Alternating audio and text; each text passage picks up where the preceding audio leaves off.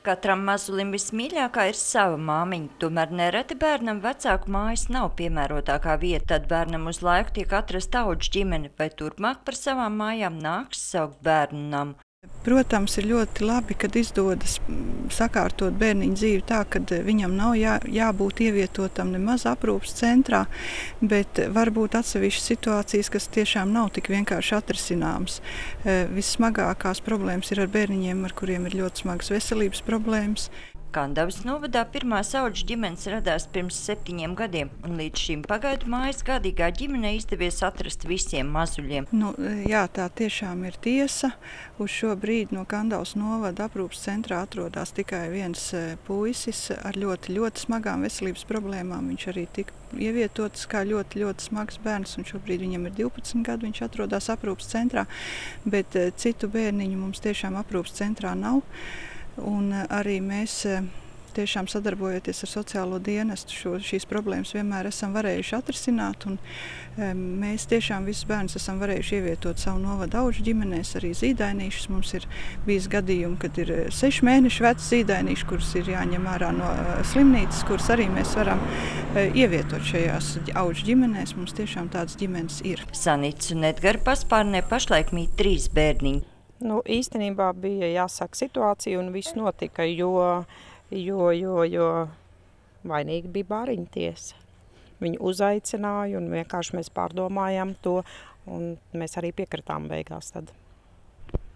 Kas bija tas pats grūtākais pirms tai bāriņu tiesai teikt jā?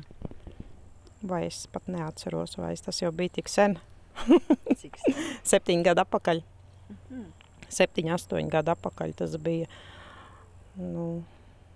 Tad jau viss vēl tā nekas tā īpaši nenotika. Tādas audžu ģimenes Latvijā tikai sākās viss tas.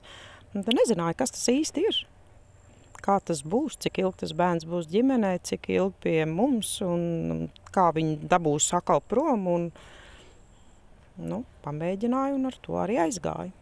Atšķirībā no aizbildņiem vai bioloģiskiem vecākiem, aprūpējot zīdaiņus, audžu vecākiem bērnu kopšanas atvaļinājums nepienāks, un darba stāžā šis laiks netiek ieskaitīts. Varētu teikt, galīgi traki. 2 mēnešu vecs viņš bija, bet viņš bija ļoti, ļoti maziņš. Tad man nebija darba. Tad es viņu paņēmu un tagad jās darbs, un tad mēs tā visu apvienojām, ņēmām uz darbu līdz man atļauj darba devējs.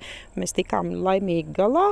Un šis zīdainītis 6 mēnešu vecumā aizgāja uz adopciju latviešu ģimenē. Tas tā priecē, kad tā. Šitam bērnam mani aukle. Speciālisti, kam ikdienā jārūpējas par pamesto bērnu likteņiem, uzskata, ka šī likuma nepilnība būtu nekavējoties jānovērš, un tad arī audžu ģimeņu būtu vairāk. Es domāju, ka tas ir nedaudz atkarīgs arī no vietējā reģiona, varbūt virzības un mazliet arī tā kā attīstības politikas, jo, piemēram, Kandavas pusē un Zantes pusē tur ir ļoti daudz audžu ģimenes. Un, jā, protams, un audžu ģimeņu ideja tur, es domāju tā, ka tiek arī savā veidā gan atbalstīta, gan arī veicināta. Ir reģioni, kur varbūt šis pašvaldība atbalsts nav tik spēcīgs. Un, kā mēs bieži novērojam, ja kāda audžu ģimene veiksmīgi darbojās, viņa ap sevi spēja piepulcināt gandrīz citas ģimenes, kas var veidot jau tā kā pašpalīdzības ģimeņu kopu vai audžu ģimeņu kustību.